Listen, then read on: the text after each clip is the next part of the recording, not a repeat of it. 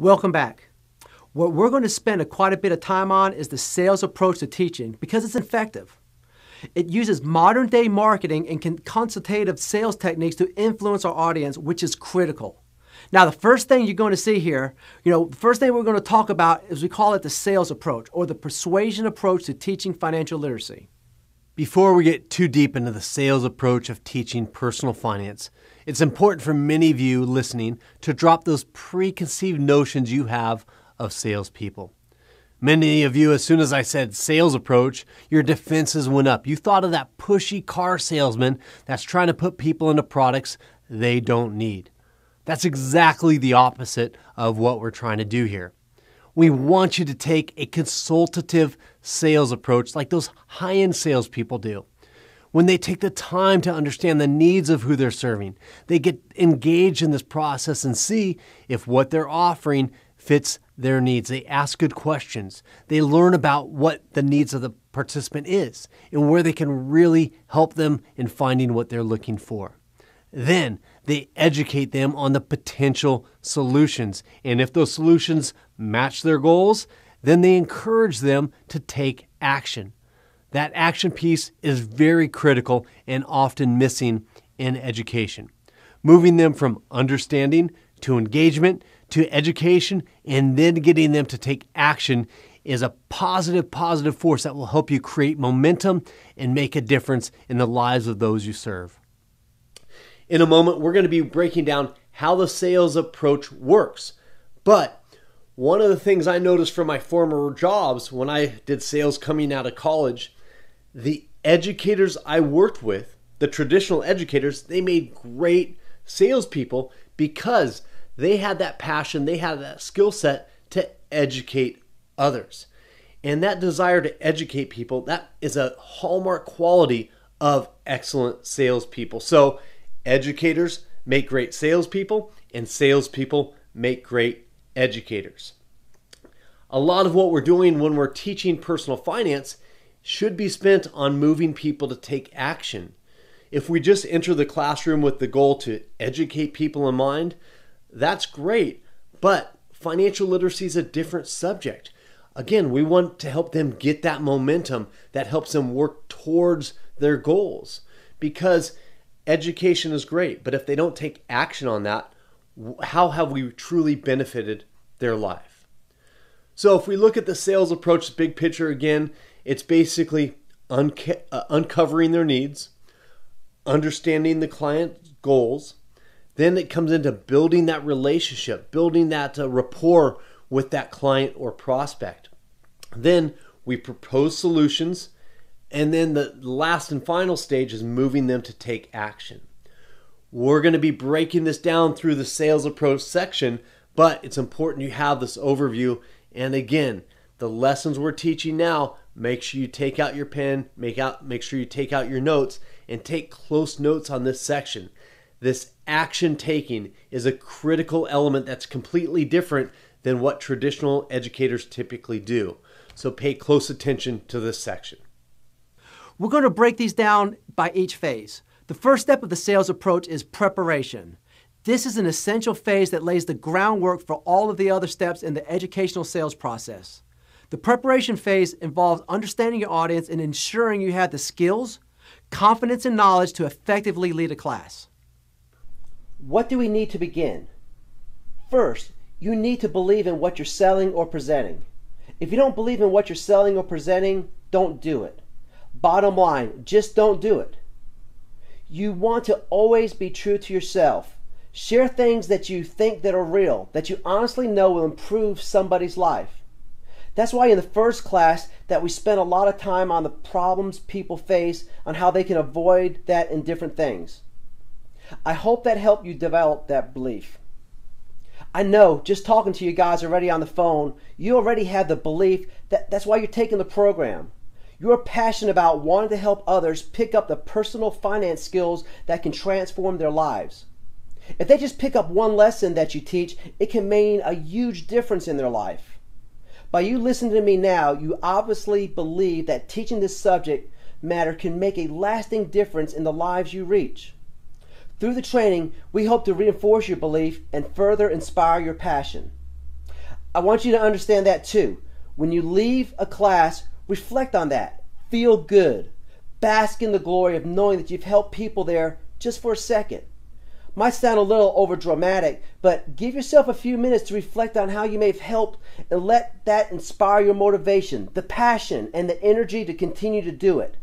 Make that extra call, send that extra email off, and spend that extra time practicing your presentation. Confidence. It's built through preparation. I talked about this initially, and this is your action step. Get in your kitchen. Say it out loud. It's vital that you practice out loud and not just by reading the presentation for several reasons. First, you need to estimate the time of your presentation, and your reading for speaking pace is significantly different. I strongly suggest you know and practice the first 10 to 15 minutes of your presentation many times. You should be able to say the intro in your sleep. The first part of your course sets the stage for the entire event. Plus, most people are nervous at the start of any presentation. Being able to confidently deliver the first few moments of your presentation will set the stage for the rest of the event. For those of you who are doing it with a PowerPoint presentation, go through that PowerPoint presentation as well. Start to even practice a movement. So many presenters will just stand behind a podium, which doesn't really engage the audience. I don't like anything in front of me. Get in the habit of walking down the aisles. Get in the habit of connecting with your audience. It's really important that you have a walk pattern about you, a movement pattern about you.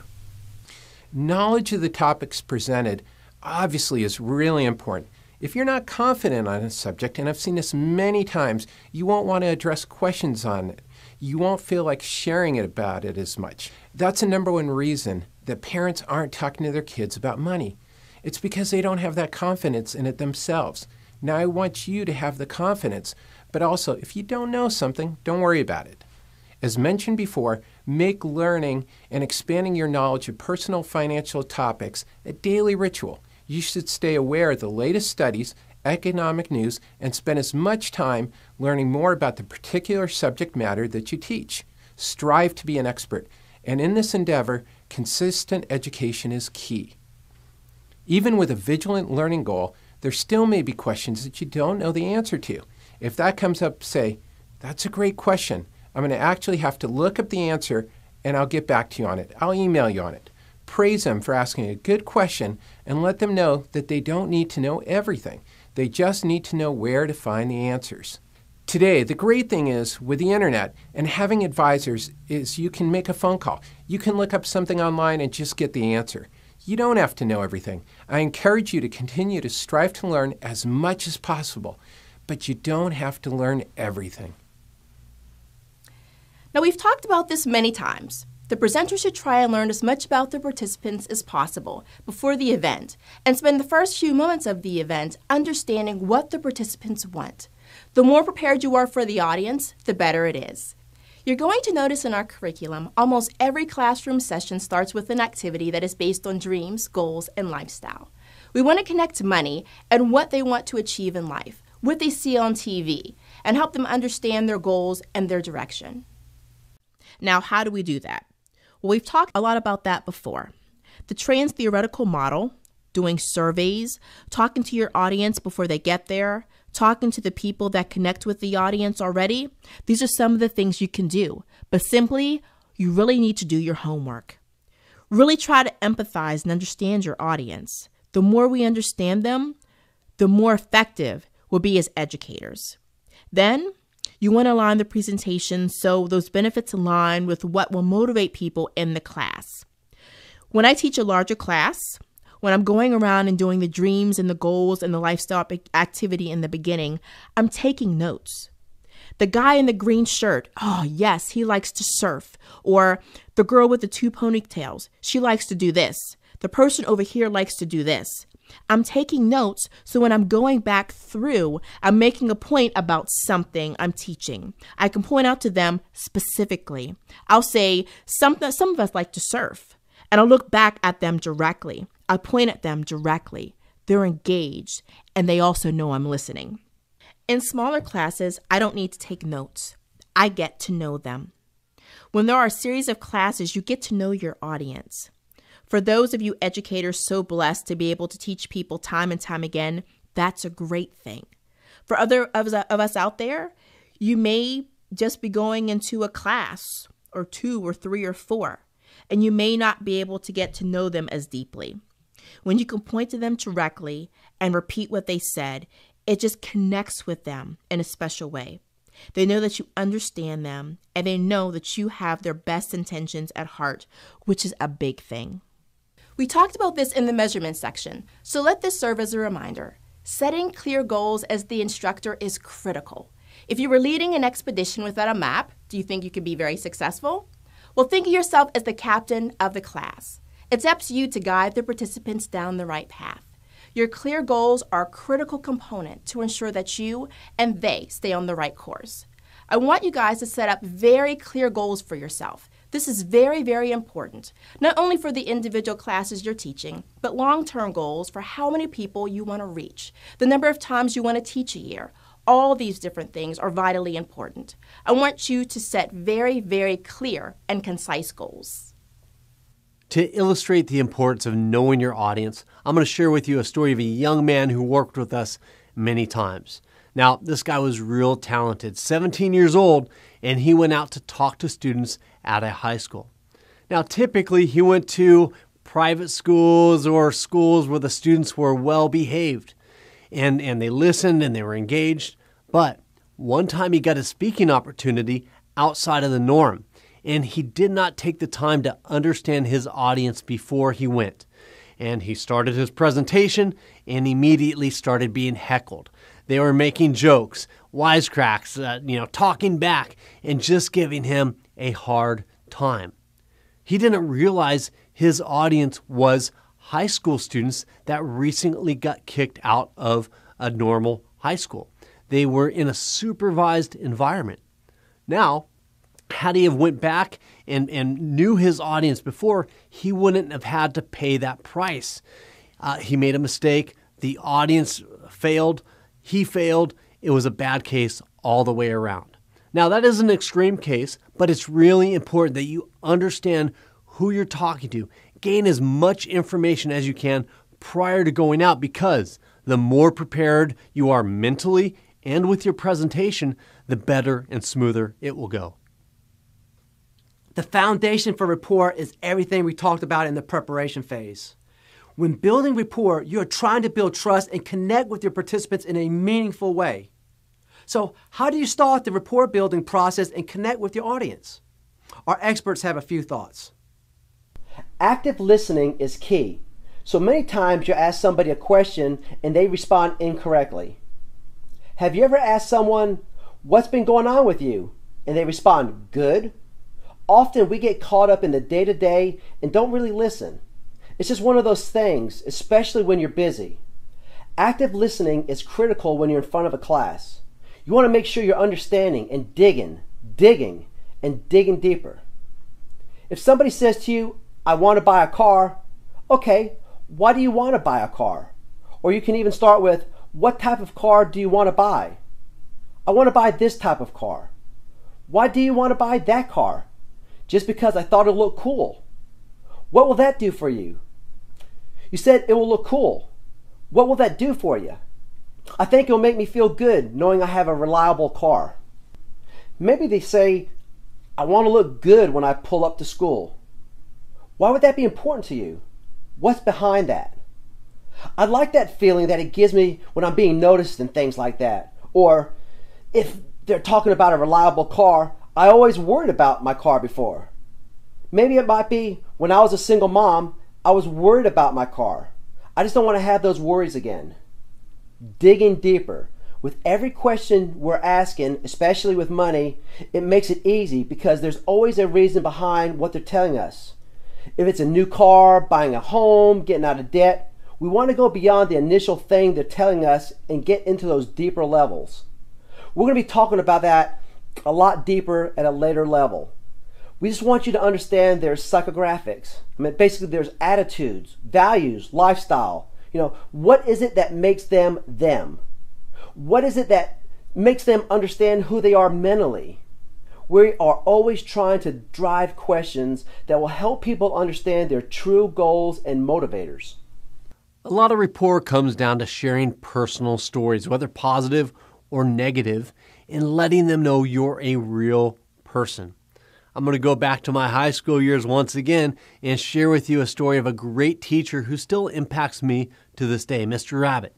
Now, this guy, I remember him like it was yesterday because when he came into the class, he was different. He shared stories that were real. He shared some embarrassing things that happened to him. Sometimes he made mistakes. Sometimes he did things that he wasn't necessarily proud of.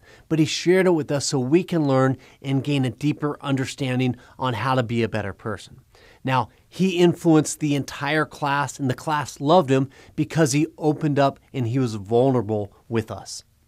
And it being in his class too, I got to know a lot about my peers, and the whole class opened up. We all began to share with each other. And even to this day, I look back at the people I knew in high school. Besides my core friends, that class, I had some people that I knew on deeper levels.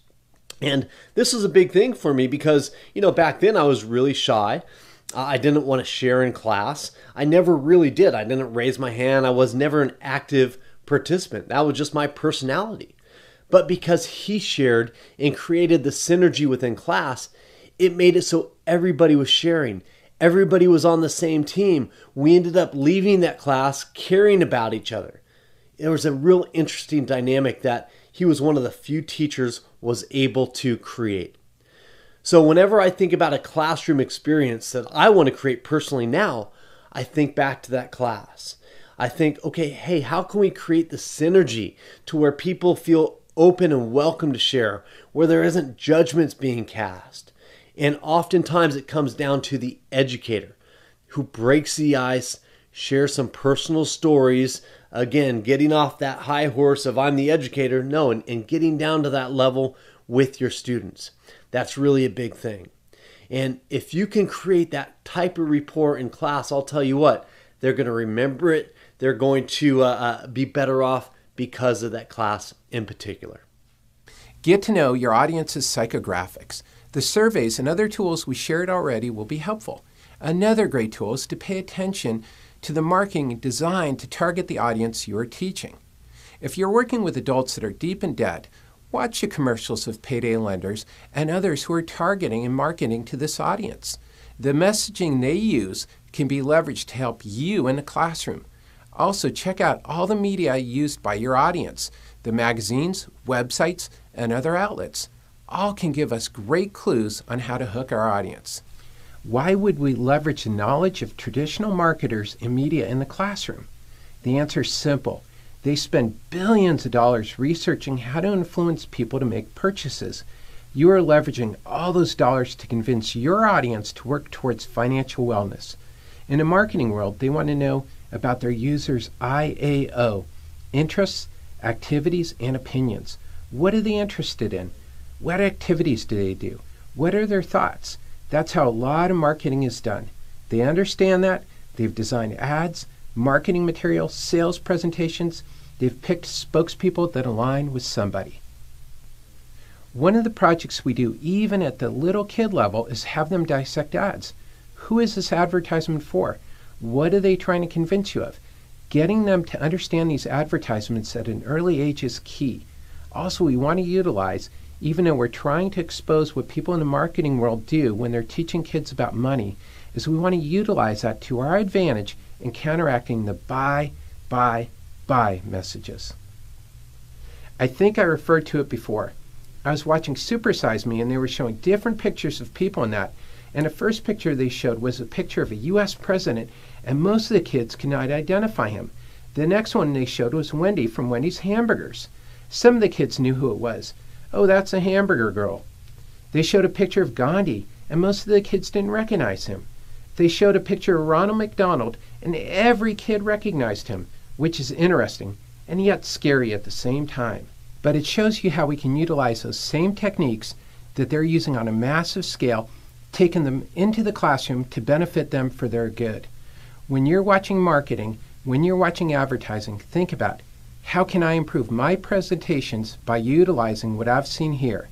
You can easily get into what they're seeing on a regular basis so you can utilize the same material in your presentations. We'll be talking about that more. Okay, so it's important to be real, especially when you're dealing with teenagers. It doesn't matter what age you are, you have to be yourself. They don't expect you to be them. So it's not important that you use any special vocabulary. The most important thing is that you know your subject and you're willing to deliver it to them and enjoy what you're doing. We did a big study for MoneyX Live events on what motivates our teenagers. One of the biggest things they said was authenticity, being real. They don't like fakeness. That's a really important point. What I'm saying is connect with your audience. Don't go in and wear what they wear and try to talk in their manner, unless that's you. If that's who you are, do it. But if it's not who you are, be yourself, but connect with them in a way that's authentic to you. A lot of people that you will teach out there are lost, and you can really make a difference right there in somebody's own personal esteem beyond financial literacy. Maybe they don't get anything out of financial literacy class when you're in there for an hour, but you've been able to connect with them in a way that shows that you care, and that could carry them for many years. When you can show them that you truly care, it makes a big difference. Basically, you say, hey, I'm here for those of you that went through financial problems. A real easy way to do this is, I'm here because I made mistakes. This is what I went through. I don't want you guys to go through this too. Tell them straight. Tell them I care about each and every one of you, and the reason is to help you live your life's goals. You as a financial educator are in a unique position to make a true difference in somebody's life. Just one piece of information, one piece of advice can truly be that spark that takes a whole nother path and opens up opportunities for them. And whenever I say that, I'm always reminded back of my Cub Scout days.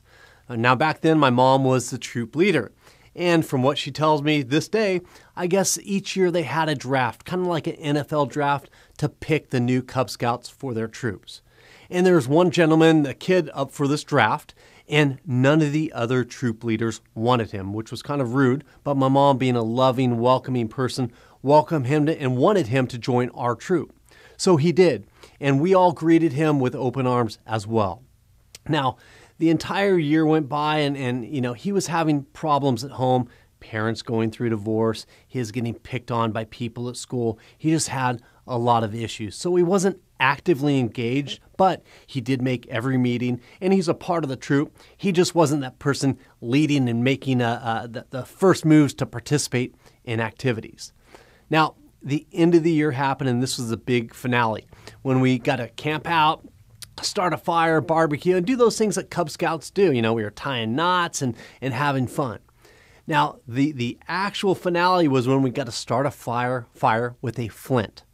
And this flint started to make its way around the troop. We built up this pile of wood and we're getting ready to start it. And each of us Cub Scouts tried it, but we had no success. It finally gets to be Chris's turn. And again, with some encouragement from my mom, he participated at first, kind of just stroking it like soft. It wasn't really showing that effort. But he accidentally got a big spark, and immediately then his whole persona changed. He started trying to spark this with more vigor. And finally, we see a few big sparks shoot off.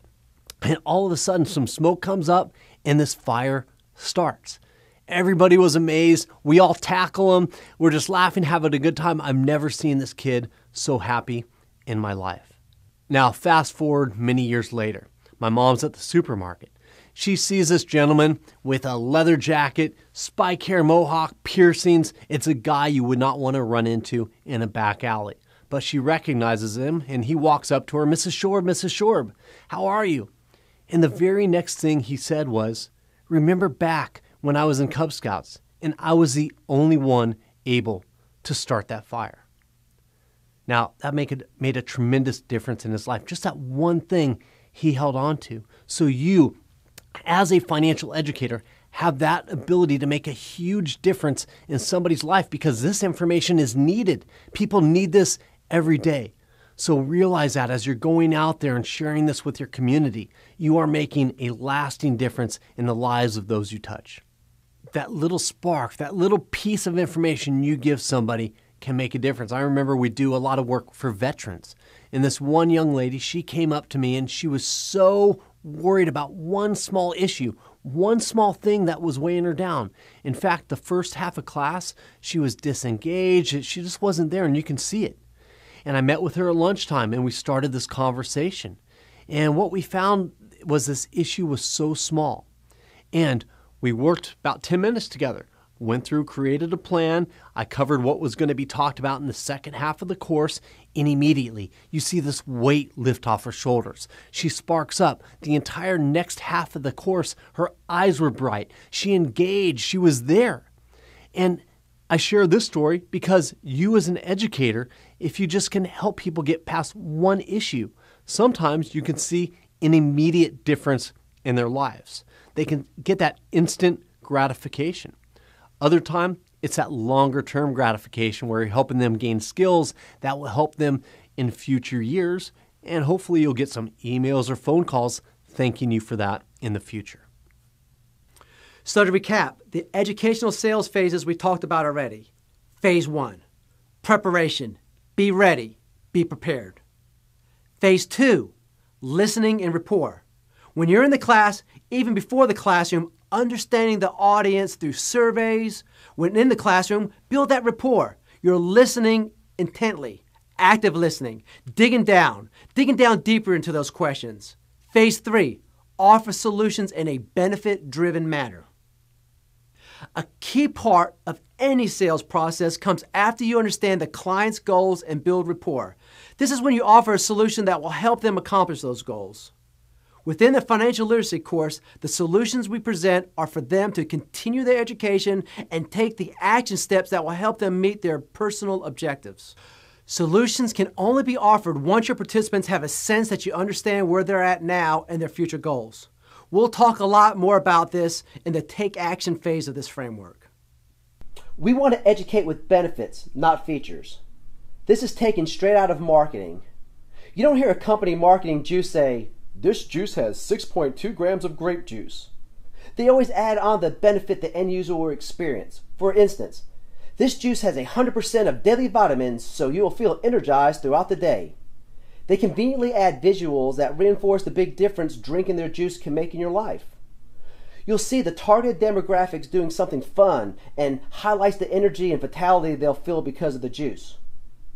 In your presentations, be sure to have included benefits in all of the features you share. The example I have here today. Today, we're going to learn about credit. Well, it's a feature. Today, we're going to show you how to improve your credit score by 20 points. That's a feature. What does that mean to somebody? Okay, I want to improve my credit score by 20 points, but what's the benefit attached to it? Well, basically, how much they could save. For example, if they buy a $30,000 car, the difference between good and bad credit can mean as much as $10,000. If they're buying a home, it can mean as much as $100,000 plus. Always attach that benefit.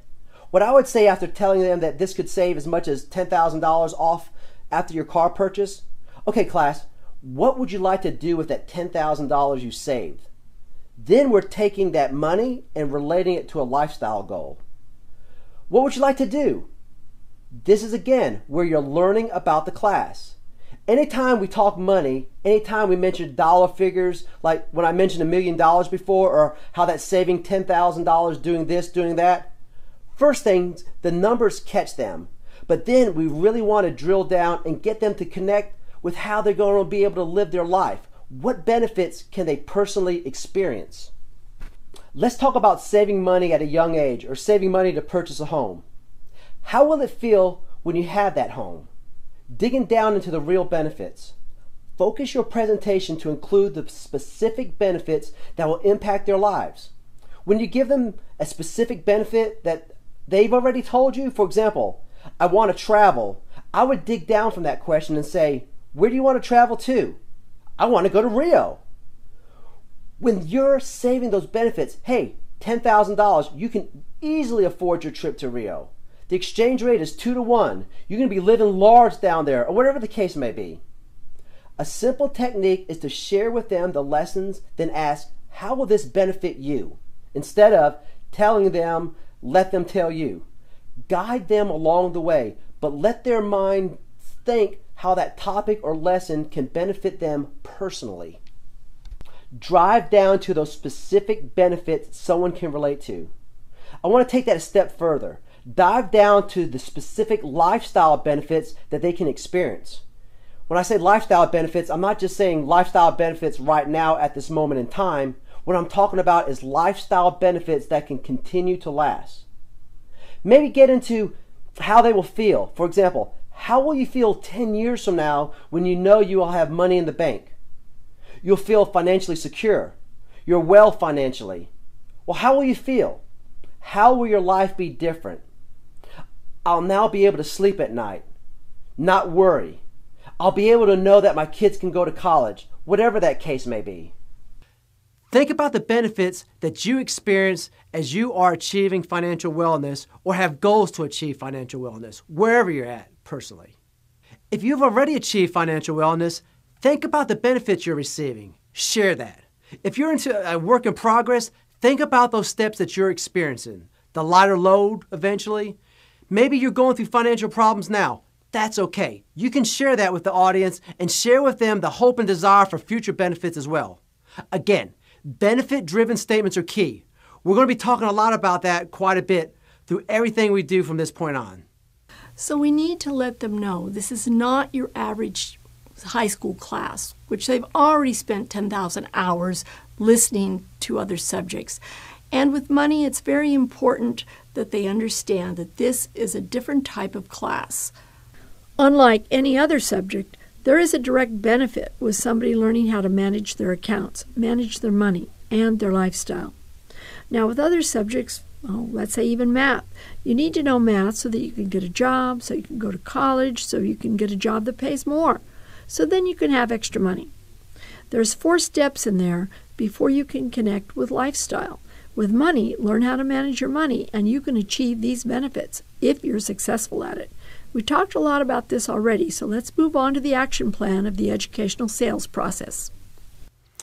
Up until now, we've engaged them through this conversation. We've built rapport and asked good questions that help us determine their goals. We've motivated them throughout the process. We've educated them with very solid education. Now what's left? Do something. Take that action. And if you've done the first 3 steps right, this part is easy. Think back to the last time you were sold something that you really wanted. The salesperson took that time. They really consulted with you and understood your needs. Maybe you came in for something else that was a higher price and they said, you know what, that's not going to work for you. Start here. I think this will suit your needs. You're building that relationship. Then it comes time to take action and you're wanting that action step. Okay, great. I'm happy to sign this contract or happy to do this. This action piece is critical. If you do the first 3 steps right, they're going to want this next piece. In sales, refer to this as closing the client. Closing is what separates the average salespeople from top salespeople. Alex Baldwin has a famous line in one of the best sales movies, Glengarry Glen Ross. He said, "Coffee's for closers."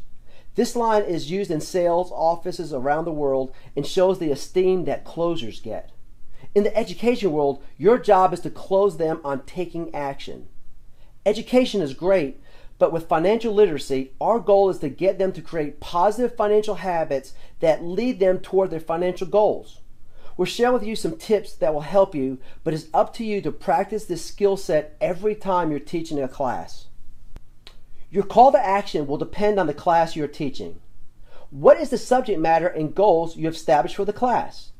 Your goals will guide the action steps you'll be promoting. For instance, if you're teaching a class on retirement planning, give them clear, concise steps that will help them take the necessary steps to plan for the future. One of the things you should always encourage with every class is to continue their education. Get the class to devote a set amount of time per week. We suggest at least an hour a week spent on learning more, growing and educating themselves. The more you can promote ongoing education, the better. Times are changing quickly. Technology is changing even quicker. Anything you can do to continue to learn and grow will benefit you. So get in the habit of a lifelong learner. The great thing is that today, education just doesn't mean reading a book or attending a class. People can learn through talking to experts, watching an educational documentary, completing activities, surfing the net for information.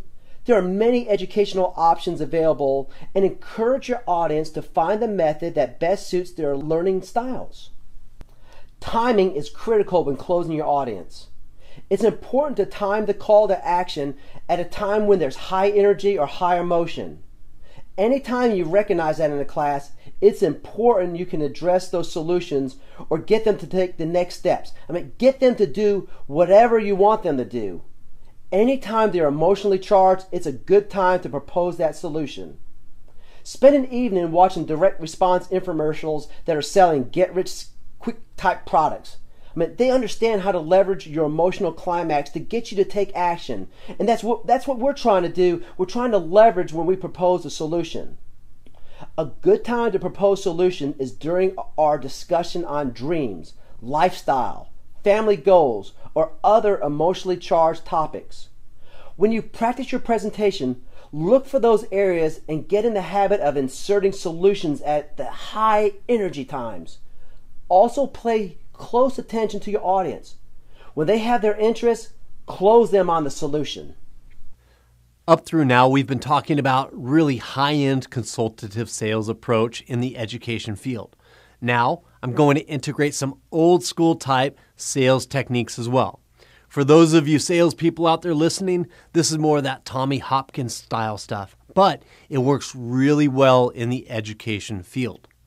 One effective closing technique we can use is called assuming the close.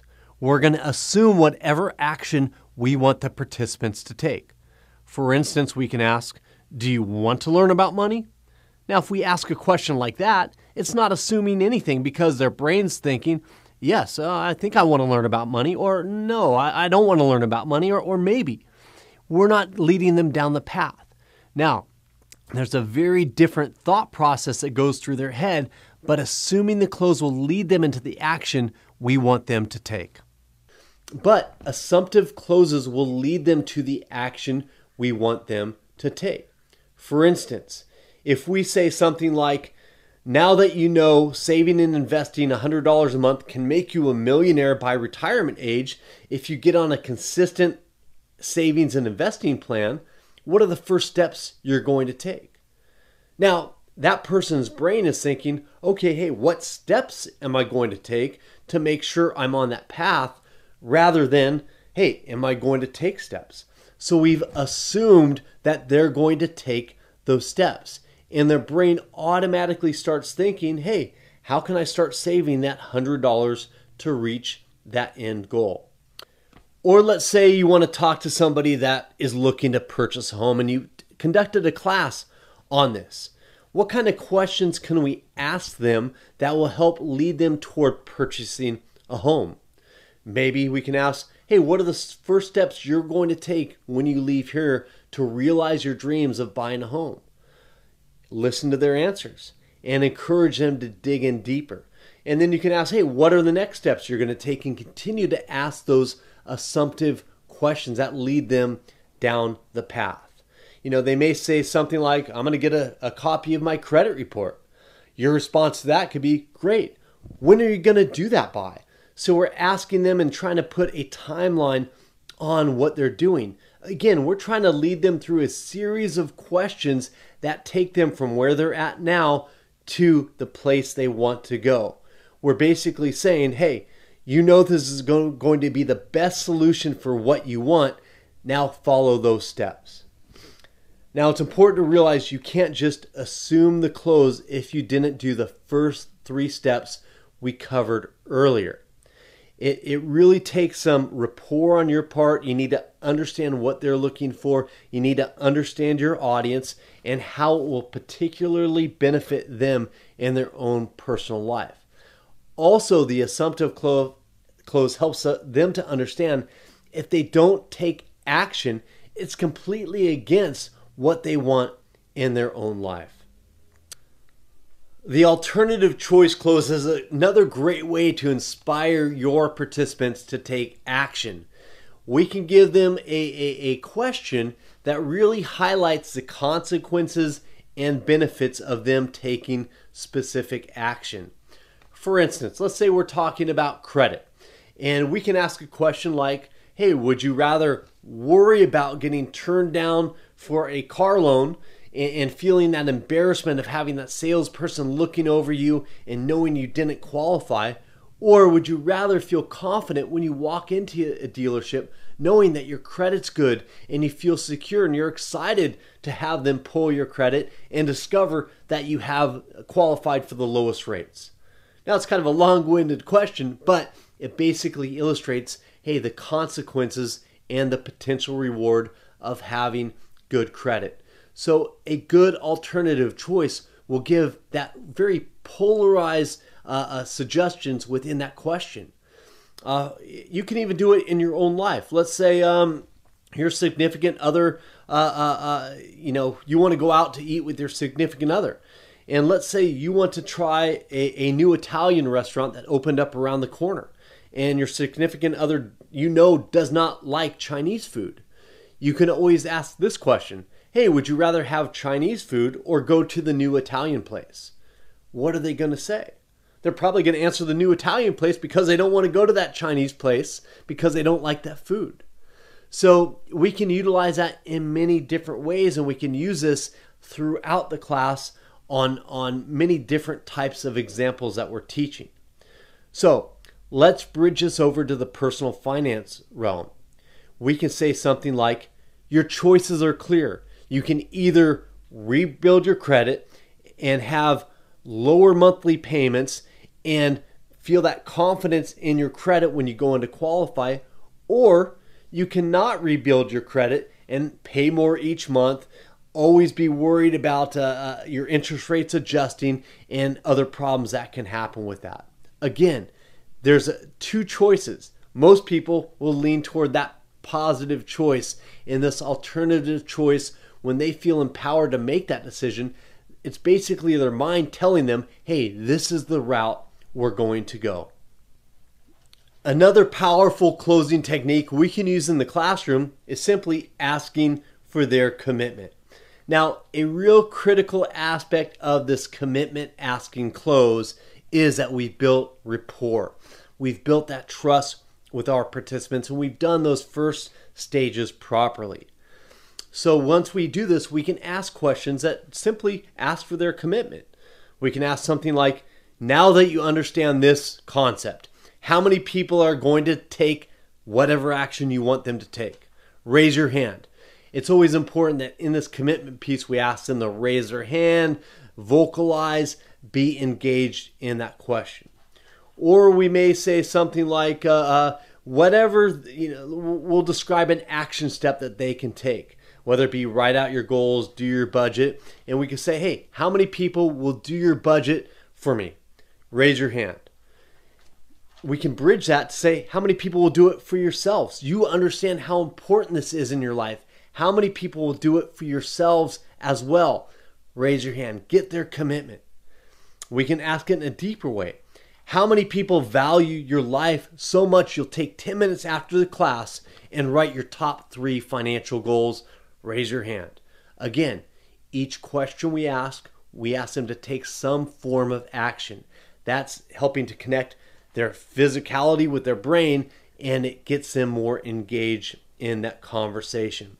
It has a mental effect on people to where you get them saying yes or gaining commitment. It takes them through that learning process, and it becomes more real to them as well. So consistently, get in the habit of consistently asking for commitment throughout your presentation. The future person is always an effective close when we're teaching personal finance as well. Now, it's important with this one, you need to be very careful because a lot of times, depending on the audience, the future scares participants, especially for those facing many layers of financial challenges. I'm going to share with you a few examples you can use with your participants. For example, we can say something like, by now you know you're going to be taking these steps to improve your financial situation. How will your life improve when you succeed in those areas? Again, we're presupposing that they're going to take these action steps and saying, hey, how will your life be different? Again, their brain automatically switches to, okay, hey, I'm taking these steps. How will this improve my life? It's a great way to introduce them to this future person. Another way is just to get them to picture their future. We can contrast the positive and negative versions of their future. For instance, we could say, hey, picture yourself in 5 years after you've taken these steps. How will your life be different? How will you feel then? Get them to share that with you. Again, we're presupposing they've taken these steps and they've made changes that will benefit their future.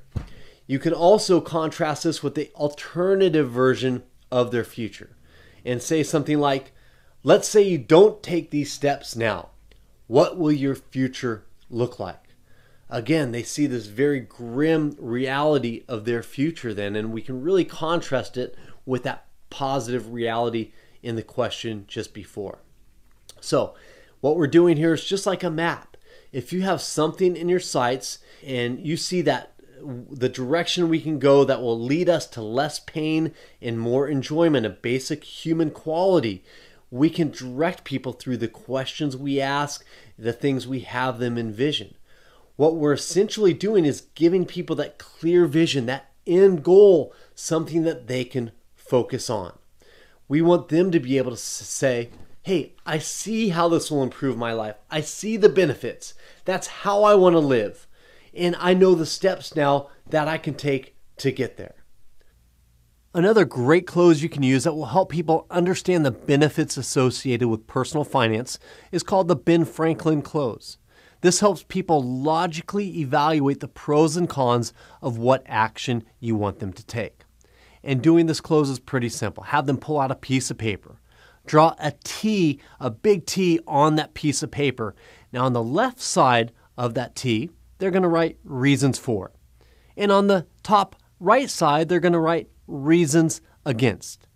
Now that they have this structure in place, whatever your topic you're introducing for them, maybe it's credit or budgeting or whatever, have them write the reasons for on the left side, and you can have them list out all the ways and all the benefits they can have from building good credit or establishing a good budget. On the right side, they'll write reasons against. Now, the beauty of teaching personal finance, there's typically a ton more reasons for and very small reasons against. So it's a very positive thing to help them evaluate this logically. So after they complete this list, have them agree that the reasons for significantly outweigh the reasons against and encourage them to take action. Now is a great time to follow up with that assumptive close or the commitment to close. All of these closing techniques can help you. It does take practice, so get as much practice as possible before you do live presentations. It's really critical you get in the habit of implementing these closing techniques in all of your presentations. Now, it can actually be really fun, and you'll get to see great responses from your audience when you do so. The last phase, phase 5, is about your personal improvement. This starts by getting feedback from your participants, partners, and others involved in your events. We can then use this feedback to learn how we can be a more effective instructor. In this phase 2, we discuss the importance of continuing your personal education so you're continually improving. Let's start with feedback. Sometimes getting feedback can be scary. However, getting comments from your participants is essential for your improvement. Each class, you should get a formal and informal feedback. While the class is taking place, ask questions like, how will this subject benefit you? Do you see how this can support your other goal? Ask other questions that gauge the impact of the course. Also keep an eye on their body language. If you see slumping and yawning, get them up and moving. There is always a solution to engage the participants, and in the next class, we're going to give you an arsenal of tools that you can use. Besides conducting informal surveys in class, always conduct a post-event survey. Have participants complete a short survey, less than 10 questions. That's basically the typical length of our surveys. Be sure to compile the data and review their comments. What did they like? What didn't they like? And how can you improve? Reading some of the negative comments can sometimes make people defensive. However, you know better. You will look at the positive and negative comments as tips on how you can improve. Please understand that some of the negative comments can come from people with deep psychological barriers surrounding money. If you're not getting the feedback you want right away, take a moment. Some people get divorced over money issues. Some people are just so stressed out that they're worried that they're not sleeping at night when they come to you or come to your class, so understand that. You may need to take a breath and remember that through empathy, through understanding, you're going to become a great educator. Our role as an educator is to get people past whatever barriers they're experiencing. It is also important to ask your partners, sponsors, and others involved what are their thoughts. We always provide a clear checklist of responsibilities prior to the event. Then we meet with our partners after and walk them through the checklist so they are certain we meet and exceeded the expectations set. We also have a checklist for our partners, and we want to make sure that they're living up to their agreement as well. How to deal with objections are important. Those working with kids and teens typically do not get strong objections. In fact, most want to learn about money.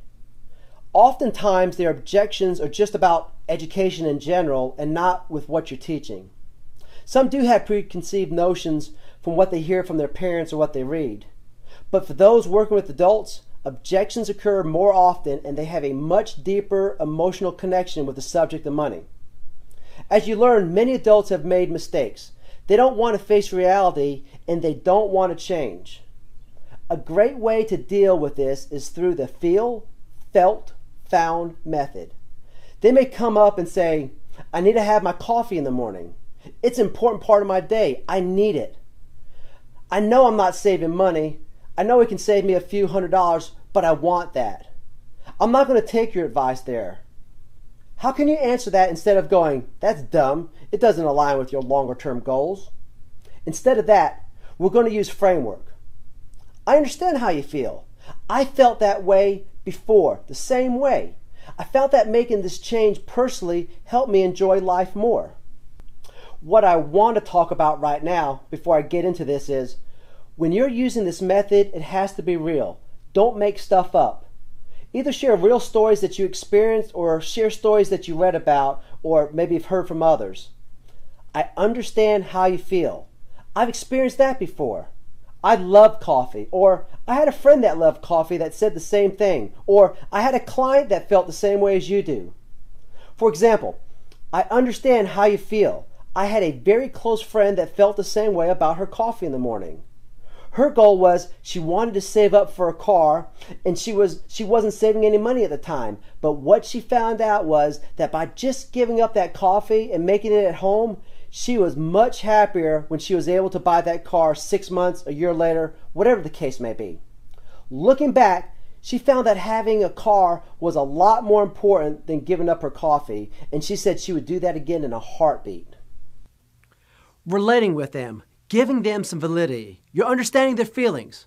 I understand how you feel, and I felt that way. Or maybe someone else that you read about, or somebody in your life. I felt that way before, personally too. Give them that connection. Then what you found by making those positive changes in your life. What have I found? What did she find that made her much happier? I was much happier by being able to accomplish whatever that goal might be. I was much happier being able to buy my home, or knowing that I had a few months of money in my bank. Maybe I didn't have to worry about losing my job. Try to integrate these things that I said before into this. It's a much better way to handle objections. You're going to enlist people instead of building up a bigger wall. It is highly suggested that you go through the Certified Financial Education Instructor course twice. The second time you go through the course should be after you completed 5 or 10 events. We cover a lot of information in this course, and you will find it helpful to revisit the lessons after you try to implement what you learn in a presentation setting. We also invite you to continue your education in other ways. A few books that we recommend are Teaching What Matters Most, Developing Minds, The Connected Educator, and The Unschooled Mind. There are a lot of books on this subject matter, so find the one that resonates with you. The Psychology of Selling talks a lot about active listening, asking the right questions.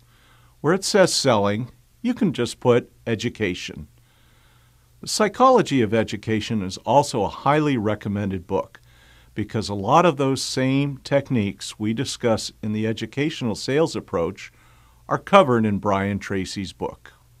There are some great movies as well that can inspire you to improve as an instructor, and you'll pick up some good teaching tips by watching it closely. Check out Stand and Deliver, Dangerous Minds, Dead Poets Society, Half Nelson. These are all great teacher movies that can motivate you to take your skills to the next level. Read magazines, newspapers, and anything that will help you improve your teaching effectiveness. Be a sponge that soaks up knowledge. I want to now recap the educational sales lessons and give you a clear framework of the sales education process.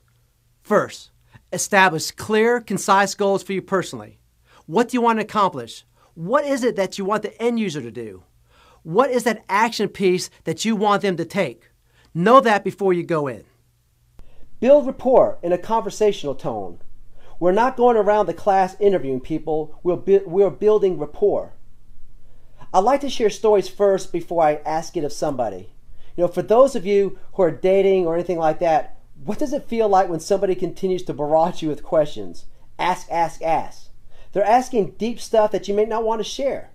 But if you're sharing things and then asking, it's much easier. It opens up that conversation more. So balance out your questioning by sharing. Be vulnerable. Get out there. Let them know about your experience and how you can relate to them in a way that's authentic to you. When can you ask probing questions? Once you build up that rapport, you can start asking probing questions. Dive in deeper and deeper until what's really at the core, which is their value and belief system. So, I want a car. Why? What will that car do for you? Getting down, how will you feel? What's important? I want my friends to be able to go on this. I want to be able to pull up in front of the club and look good. I want. Whatever the case may be, why would that make you feel good? Get down at the deepest level you can possibly can, but also realize you can only dig as deep as you shared. It's a really important point. You can only dig as deep as you've shared. If you're asking people to share real personal stuff and you haven't shared anything, it's not going to work. In addition, we need to be a little careful there. If you know somebody getting very uncomfortable through their body language or anything, don't pressure them because it's a classroom situation. Dig as deep as comfortable. If you start to hit a little tougher clay or tougher dirt down there, when you're digging, don't dig any deeper. Back off, because not only will that person appreciate it, but the entire class will also. If you're also probing somebody too hard and you think, I need to get down deeper, I need to dig down to their values and beliefs, I need to know this, Vince said it on this one thing. No, we need to get down as far as they will let us without pushing too hard, because if the rest of the class sees that, they may not want to share. Because you're trying to dig deeper on one person, the rest of the class may not want to share different things. They're going to be like, oh, he's going to dig too deep with me too. Make sure you respect your audience. You respect the boundaries, but push a little. You can only dig as deep as you shared, but if there's any pushback, body language, the way they're answering questions, you'll be able to notice it. We'll talk about that later. Make sure you slow down. Stop the questions and say, thank you very much for sharing. Anybody else want to share? Or move on with your next lesson. Important point there. Offer solutions. Let's focus on benefits, lifestyle benefits. How will that directly impact the things that they like to do? And how do we integrate that into the longer-term plan for themselves? Then we want to take a close look and ask for a commitment to take action. Give them those different closes. Practice those alternative choices, assumptive close, those different things. They're old school style sales techniques, but they work great in a classroom setting. With that, let's get into a neuro-linguistic program. As mentioned before, there's empirical data out there that shows some of the claims neuro-linguistic practitioners have not been able to prove by studies. Many of these practitioners have too good to be true benefits that, basically cast a shadow on the entire subject matter. What we're going to do is share with you a few things that we've found beneficial with NLP and where the research was present. Basic idea of NLP, which you can all agree upon, is that people by nature move away from pain and toward pleasure. One of the big functions of our role as financial educators is to get people to move beyond the short-term pleasures and to help build them to see the bigger picture goals, which may give them more pleasure in the long run. Another premise of NLP is that we use often in class are to use language patterns that we can use to influence people's behavior. There's a connection between our mind and language, the neural side and the linguistic side, which is the voice or language patterns we utilize. Remember, in the educational sales approach, we discovered how to ask questions in a way that are aligned with NLP language patterns. Let's take a look at the NLP pyramid. We've been talking about this throughout the course. A big part of moving people to take action is understanding their values and their beliefs. What's motivating them to make a change? This chart will provide you a framework to measure what level you understand your participants. One of the first things you want to do is identify. Who are you as a person? This may be a little too deep for the class. In fact, it sometimes takes a lifetime for people to understand who they truly are. But we can get to understand their values and their beliefs with good questioning. The second part is values and beliefs. What's important to you? What inspires you from the core of your being? What is it that makes you you? I know many of you, for the values and beliefs, you believe in improving the lives of people, making them more financially capable. That's why you're here. And understanding their values and beliefs will help us present the material in a better way. The question we ask should drill down to understand their values and their beliefs. How can we as educators connect the lessons to their values and beliefs and the things that they want in life? Their values and beliefs may be, I want to support my family, or I don't want my mom to have to work 2 jobs, or it could even be, I don't want to have to worry about all this other stuff. Whatever the case is, it doesn't matter. It could even be less complex things, such as, I want to be able to experience life and travel. I want to meet new people. I want to be able to have time off work so I can find that romantic relationship. Whatever that value and beliefs are, it's your role as an educator to discover and present the information in a way that moves them to take action. Now, let's talk a little bit about capabilities. What skills do you have to be able to do so? What skills do you have to serve as a qualified financial educator? What do you bring to the table? I know many of you have been in the financial profession, and I know many of you have studied, are educators, or are in the financial sector. I know many of you are also probably interacting with clients on a daily basis. You need to understand what capabilities you have and what unique talents you bring and are available as you're working with individuals day after day. In regard to behavior, what type of behavior will help you to create that identity that you want? We see a lot of behavior that isn't congruent in higher profile people. Maybe senators voting certain ways when their lifestyle is exactly the way they are voting against. A lot of incongruity in politics and different things are truly out there. Environment. What has made you you? The examples I've been using have been about you personally, but I want you to start thinking about your end user. As you're asking the questions, it would be great to be able to know the identity of those that you're teaching. It's a little hard to get to, and a lot of people truly don't know or even understand their identity. I know, at least for myself, I have a pretty good direction, but I'm still working on a lot of details. I definitely know my values, and I believe most people have a good idea on this, even our younger kids.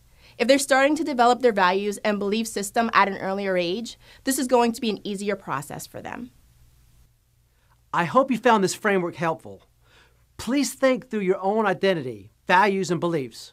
What capabilities do you bring to the table, and what behaviors will make you an effective educator? Then think back to what made you you. The questions we ask, we want to drill down to understand their values and beliefs. That's why I included this NLP portion in here. Not for the science itself, but how it relates to how we can connect with their values and beliefs and things they want in life. Right now, I want you to follow along on how to create your own educational sales action plan. Go through the action steps that I mentioned here. Spend at least 20 minutes on it right now or at the end of class. I know many of you are working, I know many of you have taken time out of your day, and I know many of you understand the benefits of actually incorporating this into your education, but Take time now to complete this activity, and it will help cement what you've learned in this training session. Just talking with you, you've told me you want to help people avoid problems they faced before. You want to be recognized as a leading educator. You want to pursue this as a passion for yourself. You want to build your business. These are the things that you've told me. What do you need to do in order to achieve that? What is that little step that can help you get you there? The sales process is critical to bringing into the classroom. You understand that now. You understand that by knowing how to deliver this in a fashion that's very relevant and connects with the audience, you'll be able to make those bigger changes for them. And you're going to be doing a much better job as an educator because of it. I encourage you all to take these steps. I look forward to our next class session together.